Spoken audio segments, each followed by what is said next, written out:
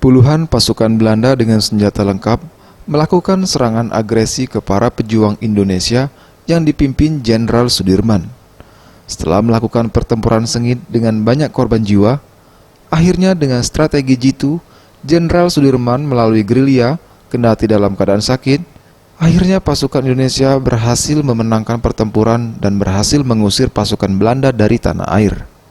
Inilah cerita drama kolosal yang ditampilkan 72 pelajar SMA Negeri 2 unggulan Talang Ubi sebelum pelaksanaan detik-detik proklamasi HUT RI 17 Agustus di Bandara Stenvek yang dipimpin Inspektur Upacara dan Dim 0404 MPP Letkol Syafarudin, dihadiri Bupati Pali Heri Amalindo serta tamu undangan.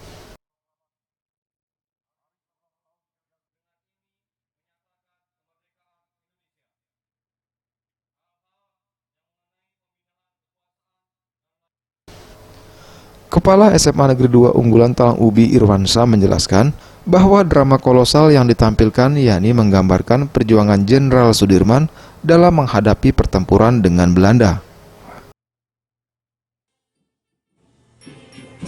Itu perjuangan Jenderal Sudirman ketika mempertahankan kota Yogyakarta dari serangan Belanda.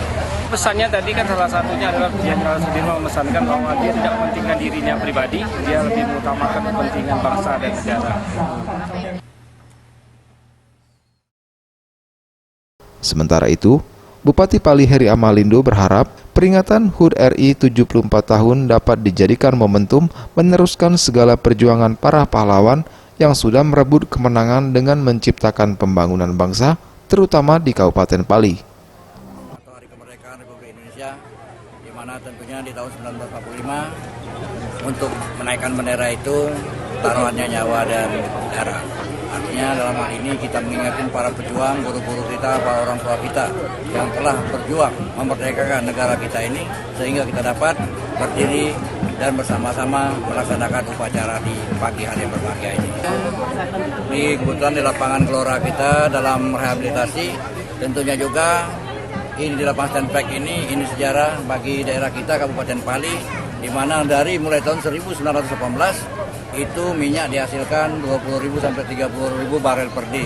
Nah, untuk itu juga kami mengharapkan kepada pemerintah pusat, khususnya Menteri Perhubungan dan Bapak Presiden untuk dapat mengaktifkan kembali bandara ini, yang mana notabene bandara ini merupakan sejarah bagi daerah Kabupaten Kalawang Kota ini.